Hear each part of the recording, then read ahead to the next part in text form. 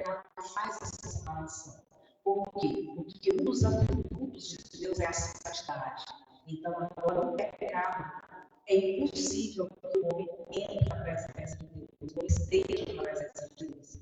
Então, Deus promete colher novamente o homem, transferindo o castigo da desobediência do homem para que seria tão homem como Adão, e também precisava ser um descendente de Adão, mas livre, né, inocente da culpa de Adão. Então, precisava também ser filhos de Deus. E aí, Deus faz um novo pacto com o homem. Aqui faz um pacto, né, com o homem, aqui em Gênesis 3:15. O texto diz: vamos ler juntos? Quem vocês vão acordando também?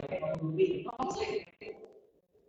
Porém, inimizade entre ti e a mulher, entre a tua descendência e o seu descendente. Este te ferirá a cabeça e tu lhe ferirás o calcanhar. Esse texto é considerado a primeira referência a Cristo. É chamado de proto-evangelho. Então, já é um pré-anúncio do evangelho em Cristo, das boas novas, né, que nós teríamos em Cristo.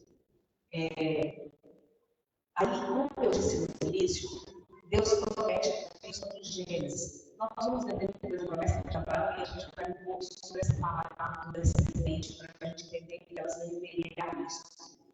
Mas eu falei em Gálatas quando Paulo diz que na plenitude do tempo, Deus enviou seu filho, nascido de mulher, nascido sobre a lei, para resgatar os que estavam sobre a lei. Essa é a questão da vida de Cristo. Foi tão importante que zerou o calendário. Eu não vou pôr detalhes isso por causa do nosso tempo, mas veja só.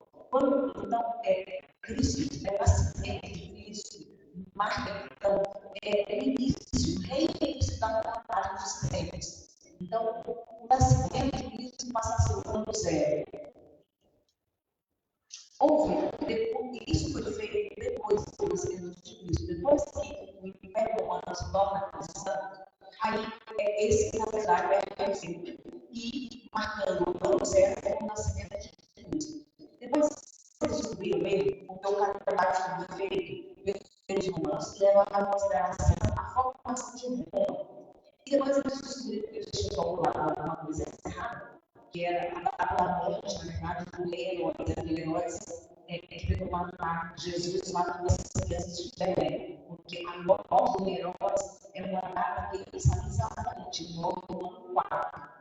E não no ano 4, desde a criação de Roma. Eu fiquei falando, mas estou falando, né? É só para dizer que Jesus não poderia ter nascido depois do nascimento de Herodes. E eles tinham colocado isso.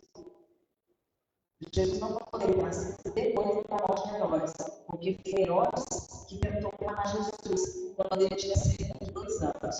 Quando eles descobriram que tinham colocado isso antes, eles poderiam retornar a data do nascimento de Cristo para mais ou menos 2 anos antes de Herodes. Então a gente tem alguns que datam até o ano 7. Eu uso a data de 5, depois eu uso essa data. 5 antes de Cristo. Então você vai ver na história, nos comentários, que Cristo nasceu no ano 5 antes de Cristo, por causa desse rei que foi descoberto bem depois. Então, aqui, só para nós nos localizarmos, vamos deixar aqui o ano certo, né? O calendário da Bíblia. Abraão nasceu, veio aqui, mais ou menos no ano 2000 antes de Cristo, que é quando Deus começa a história dos hebreus, ele começa a falar. O que nós vamos ver no Antigo Testamento? Essa é a história aqui. E aí nós estamos contando ela diminuída. No ano 1000, nós temos a história de Davi. Davi viveu aqui no ano 1000 antes de Cristo. E Cristo nasceu no ano 0. Aí nós temos 1000, 900, 800, 700. E nós temos esses eventos aqui. Nós vamos ver toda a parte histórica. Depois de Cristo, começou a contar de novo. Aí agora, depois de Cristo. Depois de Cristo. Antes de Cristo, né? Depois de Cristo. Às vezes, você vai ver Abril, que é ano do, que é ano nosso Senhor, que é depois do ano, depois do nascimento de Cristo. E aí nós temos a história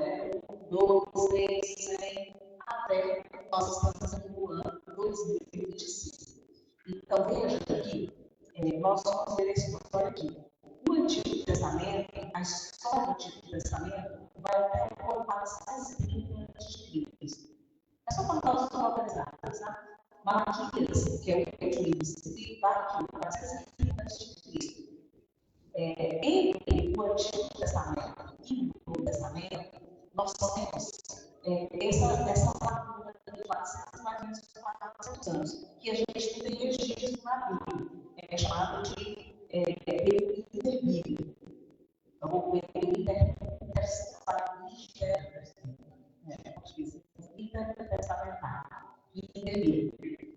que a gente tem registro. E aí, quando a gente abre o Novo Testamento, Mateus, nós vamos falar sobre o nascimento de Cristo. Então, nós vamos ver essa história. Nós estamos vendo aqui, antes do ano 2000, que são a gente chama de eras metas, que nós estamos vendo para começar, agora estamos na guerra, depois o dilúvio e Babel. E dentro do ano 2000 a gente começa a parar. Então, é esse período que nós estamos vendo. Então, olha só, desde que Deus promete Cristo aqui, a história vai se desenvolvendo até que Cristo nascesse. Então, vamos ir aqui só para a gente ver a Bíblia verdade, né? E uma coisa que eu gosto muito é a ligação entre Gênesis e Apocalipse. Eu vou passar, eu vou fazer tudo ali, depois eu vou mostrar esses links, esses slides que pode levar. Eu vou ter um resuminho disso aqui. Gênesis e Apocalipse têm uma relação muito importante. A gente não consegue entender um sem o outro. Nós vamos ver que eles podem ser reunidos, esse completo.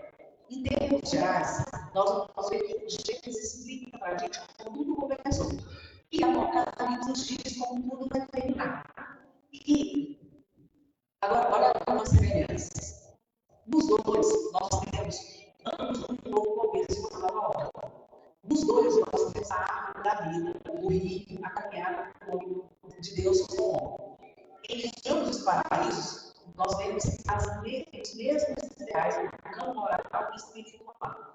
Então, aquilo que Deus queria para o homem ali no Éden, né, que não se cumpriu, esse ideal de Deus para o homem ali vai se cumprir no Apocalipse. Embora o Apocalipse não seja um jardim, seja uma cidade, mas o que Deus queria aqui para o homem vai se cumprir lá.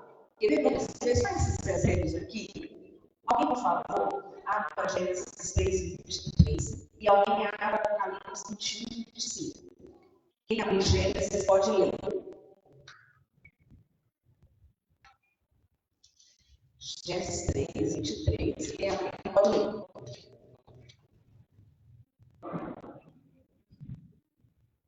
Senhor Deus, pois, o lançou fora do Éden para lavar a terra do que foram. Então, olha só. Então, aqui Deus lança o homem fora, e aqui no 24 vai falar que ele coloca, que ele fez para vigiar o homem para ele não voltar para o Éden. Então, o Éden foi fechado do homem. Agora, alguém, por favor, leia Apocalipse 21, 25.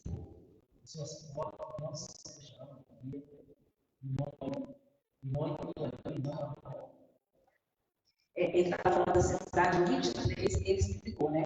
A cidade não precisa de sol. As portas da cidade nunca jamais se fecharam. Então, o Éden foi fechado para o homem lá. Mas a cidade que Deus vai nos levar, as portas dessa cidade nunca se fecharam. Veja só, no 24, no 3, 24, a criança que já pode ler. Gênesis 3, 24.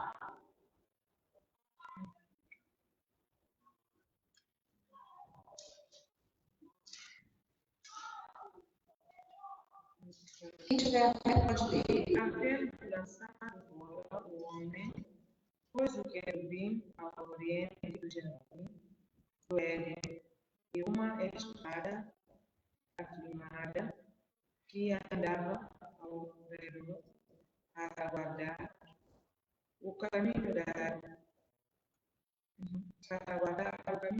da vida. Olha só, lembra que no jardim tinha árvore do conhecimento do bem e do mal? árvore da vida. O que Deus faz? Aqui no 24. O que o pecado resulta da expulsão do homem do jardim? E agora, ele aqui, para que ele tenha mais também acesso à árvore da vida. Porque agora o pecado, se ele come do fruto da árvore da vida, ele eternamente pecado. Então, agora, depois do pecado, ele não tem mais acesso à árvore da vida. Então, aqui no 24, ele foi expulso do jardim e foi vetado seu acesso à árvore da vida. Agora, em Apocalipse 20, 24,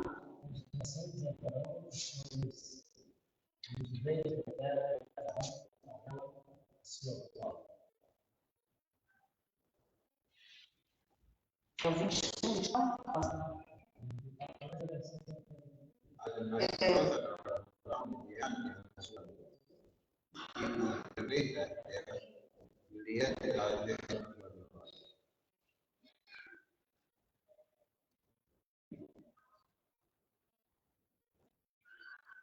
Aqui, eu queria que ele fale que o povo expulso, o pecado resultou na expulsão. Leu 22, 14. Eu vou ler o 22, 14.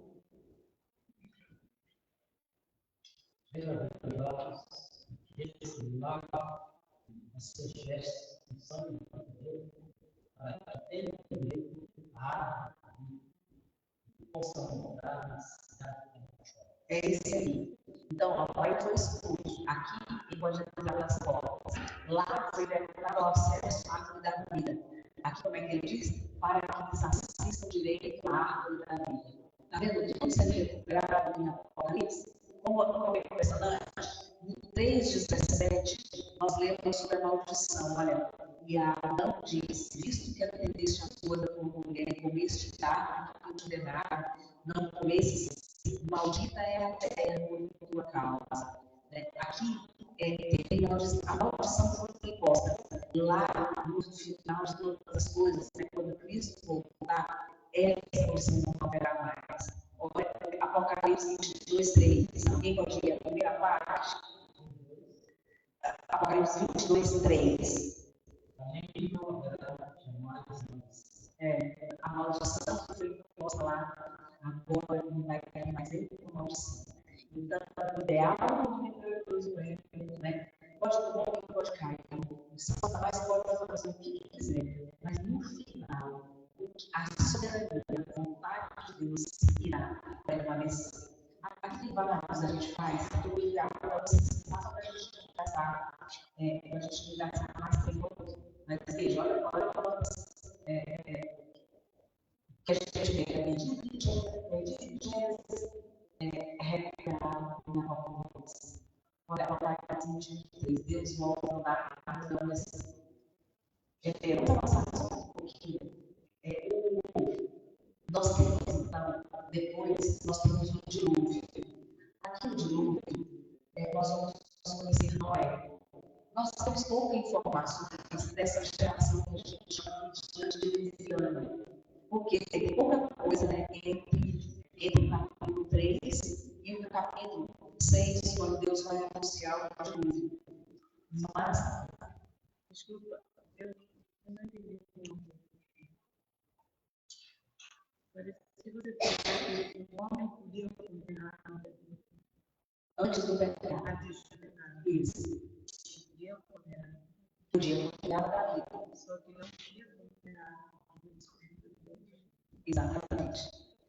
Não podia ter também reconhecido o bem e o mal. Porque foi exatamente o que Satanás tenta, lembra da manhã? Ele disse: Deus nos diz, você não pode ver. Mas se o homem não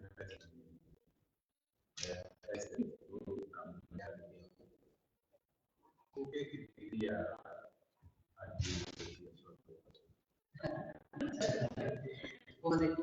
eu fiz 2 cursos com o seu chefe, sabe?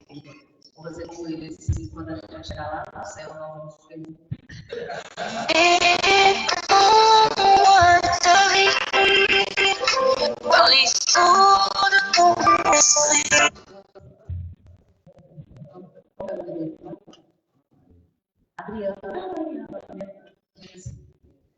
Adriana, eu não sei porque é um si que a gente não tem como. Se não tivesse acontecido isso, né?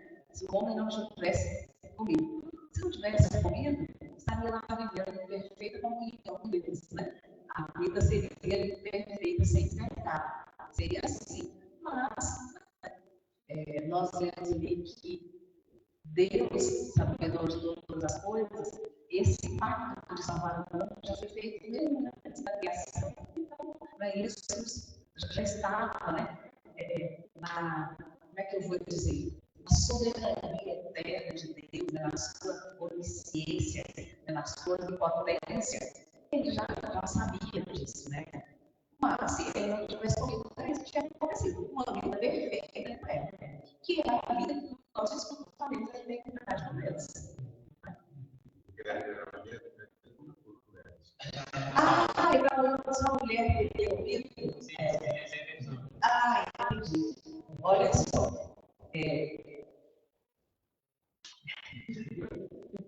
Essas são as perguntas difíceis, né? Abraço por você, né? Eu vou passar a palavra para a pastora. Eu não sei. Aqui tem muitas questões. Por quê? Porque muita gente deve o seguinte: a ordem é realmente do homem. Então, talvez se o homem não tivesse comido, né, porque o homem era a cabeça da mulher, né? O que o homem devia ter feito aqui, quando a mulher ofereceu, é dito: não, nós não vamos comer, né? Mas o homem não só comeu, como na hora que Deus chegou, ele disse assim: foi a mulher que deu, né? Olha o homem, né? O homem fugiu da responsabilidade, né? Ele tinha recebido. Aliás, ele recebe a ordem para não comer. Se você olhar para o capítulo 2, no 15, tomou, pois, Deus, o homem colocou no jardim e ordenou de toda a árvore de comerá facilmente. Está viu, Mariana? Não comer livremente, o 17. Mas da árvore do conhecimento do bem e do mal não comerás. Lembra a sua pergunta? Ele podia comer de todas elas. Aí, na sequência, vai formar a mulher. Então, veja que quem ouviu a ordem, quem recebeu a ordem foi o homem. Né? Deus cria depois a mulher, dá ela aos dois, ao casal, né? a responsabilidade de dominar sobre todas as coisas, porque ela recebe também essa dominar justo. Mas ele é quem recebe. Ele é quem recebe a ordem. Então, assim, ele poderia, né, não ter comido, podia ter não aceitado a sugestão da mulher, porque muita gente disse a culpa dela, a culpa é só da mulher, mas na verdade ele tem culpa também, porque ele podia ter recusado. Agora, eu não sei o que Deus faria, né? Se ele mataria a mulher, deixaria o homem perfeito, né? Aí era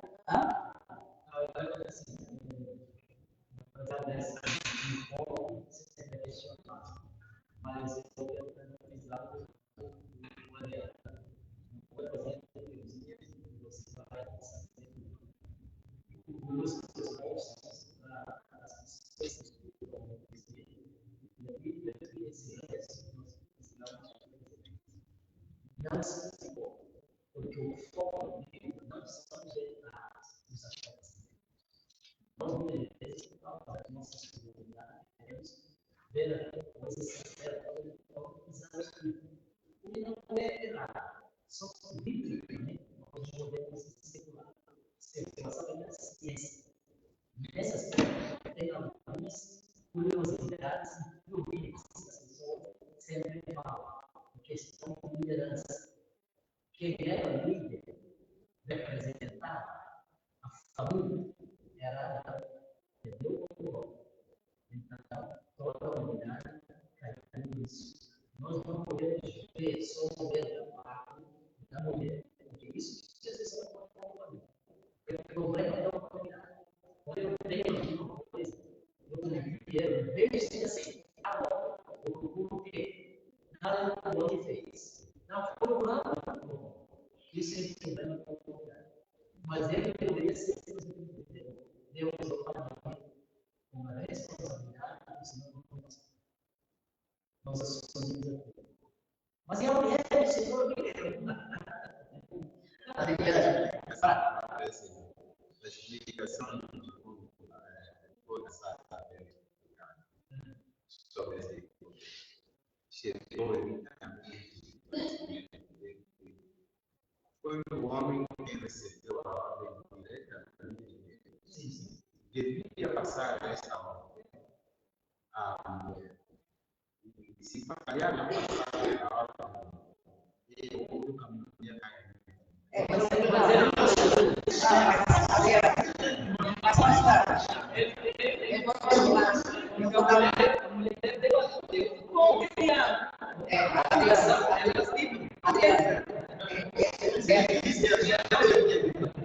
Adriana, ela sabia da ordem. Ela sabia. Eu disse porque quando você fala mais cheia de lições, eu disse, mas olha só, deixa eu só dizer uma coisa, só para a gente finalizar. Depois alguém quiser falar, com base no que o pastor falou, eu vou ler Deuteronômio 29, diz assim: as coisas encobertas pertencem ao Senhor, nosso Deus, porém as reveladas nos pertencem a nós e a nossos filhos para sempre, para que cumpramos todas as palavras desta lei. Deixa eu dizer assim, a minha opinião. Hoje eu vou falar, talvez possa pensar que é uma grosseria, mas não é. Essa é uma discussão infrutífera. É uma discussão que nós vamos entender. Por que o homem caiu? Entendeu? A grande verdade é ele pecou. Então, se você está pensando assim, se o homem não tivesse pecado, entendeu? É assim, a gente pode até pensar, eu sei que tem gente que gosta mais de certa lugar, mas é uma discussão que não vai nos levar a lugar nenhum, porque a verdade é o homem caiu. O homem caiu, foi a guerra, o pecado levou no mundo, a morte até não estabelecida, mas Deus não esse caminho, entendeu? Então, assim, aqui é o seu coração, eu não sei, aqui é o seu coração, mas o homem caiu, mas Deus providenciou uma solução para isso, a solução em Cristo, e graças a Deus por isso. Alguém queria falar? Não, eu só quero que você me ajude com aquele versículo de Gênesis, capítulo 2, onde diz que podiam comer de todas as árvores. É o 17. É o de hoje, Gênesis 2, 16 e 17. Gênesis 2, 16 e 17. Vamos falar isso mais. Então, eu acho que a gente vai fazer uma coisa aqui. Não, essa é uma coisa que a gente vai terminar. Você quer ir até a situação? Não.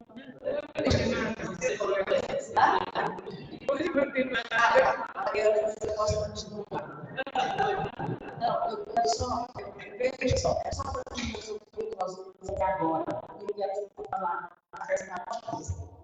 Nós possamos contingir duas divisões, de balance, que são 4 elementos, não é isso?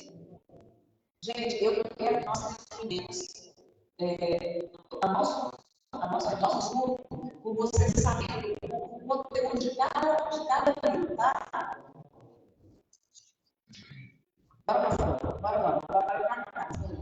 Essa concorrência é pode falar, vocês querem falar? Eu não fico à vontade, eu estou te mas pode sair. Vai lá, tá liberado. Eu estou pensando, olha só. Deixa eu mostrar só aqui porque a gente vai para casa pensando por isso. Gênesis tem 2 divisões. A divisão do capítulo 11, do 12 ao 50, a segunda parte. Aqui nesses 11, nós vemos a história da humanidade. Ali ela se estreita. A gente vai começar a falar. Aqui nós temos 4 elementos. O primeiro elemento que nós vimos é a criação. Na criação, nós conhecemos Adão e Eva. Por que eu quero dizer isso? Para a gente fazer aquela viagem para a redenção. Adão e Eva. De quem Cristo vai descender? Deus vai providenciar ao redentor de quem descende? De Adão. Lucas vai dizer para a gente que Deus, na genealogia, mas até Adão. Depois, nós temos a queda, o homem pega a separação. Depois da queda, Adão e Eva ter filhos, né? Nós temos Caio, nós temos Abel. E aí a gente sabe que Caio matou Abel. Depois o texto vai dizer que a mulher tinha filhos e filhas. O primeiro desses filhos se chama Sete. E aí nós vamos ver na sequência, eu vou falar um pouco do solo de novo, que a natureza de Caim é eliminada do mal. Então a gente vai ver a descendência dele do mal. Mas quando nasce Sete, nós vamos ver que há uma disposição espiritual. Os descendentes de Sete, nós vamos ver, ele diz que viemos como pessoas a adorar a Deus. Nós somos Enoque, né? Que Enoque andou com Deus, de tal modo que Deus livrou da morte. Ele não passou da morte, Deus o tomou, o texto diz.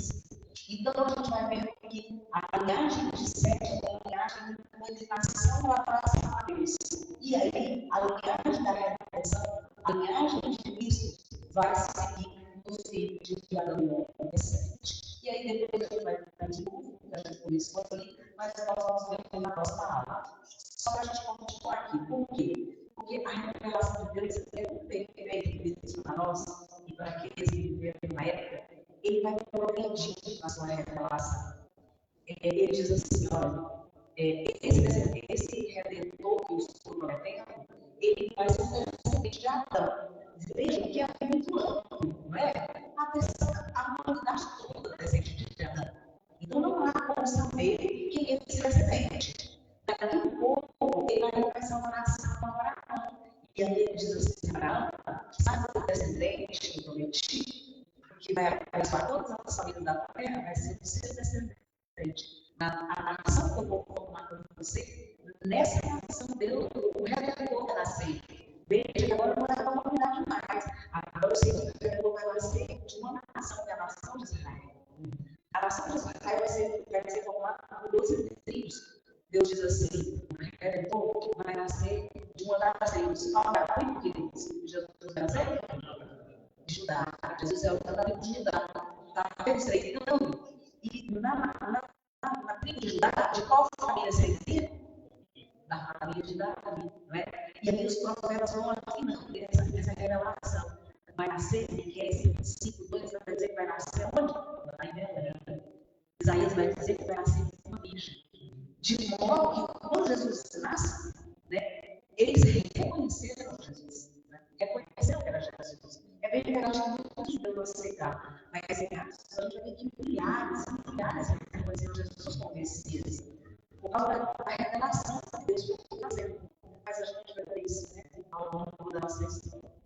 Alguém quer perguntar alguma coisa até aqui? Quer acrescentar? Que a gente vai encerrar aqui. O ano você vai encerrar? Vai orar?